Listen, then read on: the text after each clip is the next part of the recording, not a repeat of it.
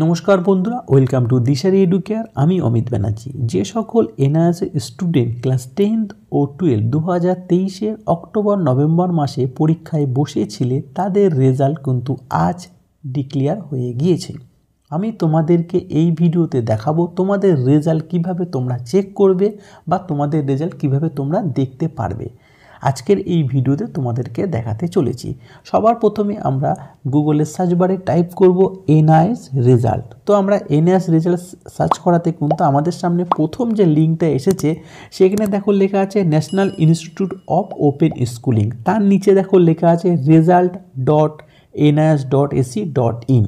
তার নিচে দেখো লেখা আছে এনআইএস রেজাল্ট। তো আমরা এনআইএস রেজাল্টে ক্লিক করব।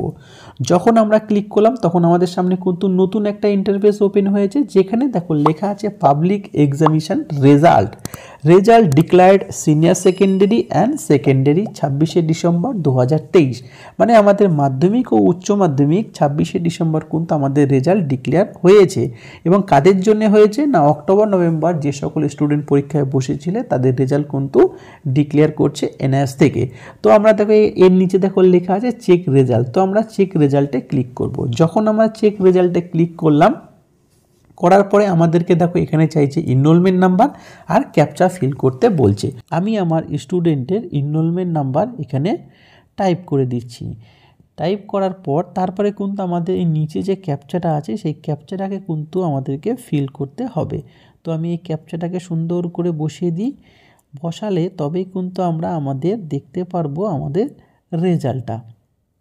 তোমরা চাইলে কিন্তু এইভাবেও কিন্তু তোমরা তোমাদের রেজাল্ট দেখতে পারবে। দেখো ক্যাপচা ফিল করা হয়ে গেল। হওয়ার পরে কিন্তু এই সাবমিটে ক্লিক করব। যখন আমরা ক্লিক করলাম দেখো আমাদের সামনে কিন্তু আমাদের রেজাল্টটা কিন্তু অলরেডি ওপেন হয়ে গিয়েছে। এটা কিন্তু আমার একটা স্টুডেন্টের রেজাল্ট তোমাদের সামনে লাইভ তোমাদের সামনে তুলে ধরলাম আমার একটা স্টুডেন্টের রেজাল্ট। যেখানে দেখো ইংলিশে পেয়েছে 72, দেখো কেমিস্ট্রিতে পেয়েছে 81, ম্যাথমেটিক্সে পেয়েছে 80, কম্পিউটার সায়েন্সে পেয়েছে 74, ফিজিক্সে পেয়েছে 71।